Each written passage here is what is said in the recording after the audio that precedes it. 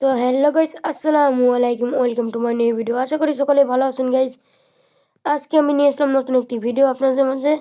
Guys, আপনারা কীভাবে কই মাছ ভর্তার রেসিপি তৈরি করতে পারেন। গাইস দেখুন, আমরা এখন কথা না বলে ভিডিও চলছে। প্রথমে আমরা একটি ম্যাগনেট কিনবো। প্রথমে দিয়ে নিচ্ছি লবণ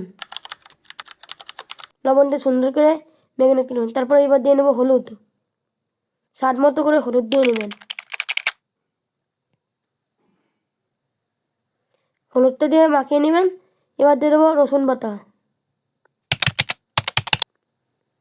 তারপরে আদা বাটা দিয়ে নেব, মানে জিরা বাটা দিয়ে দেবো, ভুলে ভুলে আদা বলতেছিলাম। জিরা দিয়ে এবারে মরিচ বাটা দিয়ে দিলাম, শুকনো মরিচ বাটা।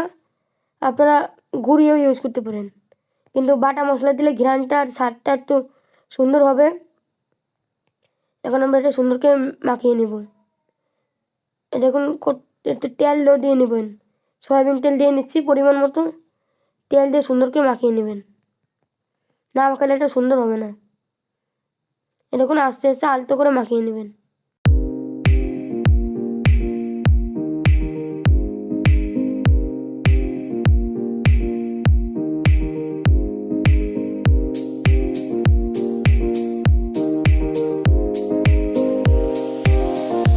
তো গাইস, আপনারা দেখতে দেখতে আমাদের যে মাখিয়ে নিয়েছি, দেখেন দেখতে দেখতে আমাদের মাখানো শেষ। এখন কিছু লাউর তরতাজা পাটা নিয়ে নেব। এখন পাটাটি সুন্দর করে একটি বলের উপর দিয়ে নেব, মানে আপনার রাইস করে ঢাকনার উপরে।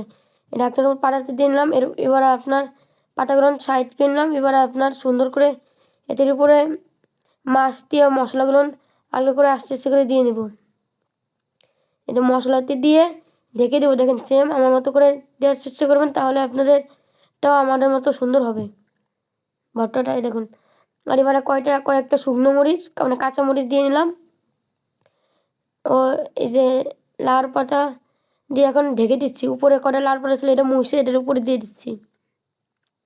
আর আপনারা আগে ভাতের চাউলটা ধুয়ে নেবেন, না হলে কিন্তু আপনার মানে এটা সেদ্ধ হবে না এত তাড়াতাড়ি। একটু পানি দিয়ে দরকার করে নেবেন, যদি ভাতের সাথে না হয়। এই যে হয়ে গেছে কমপ্লিট।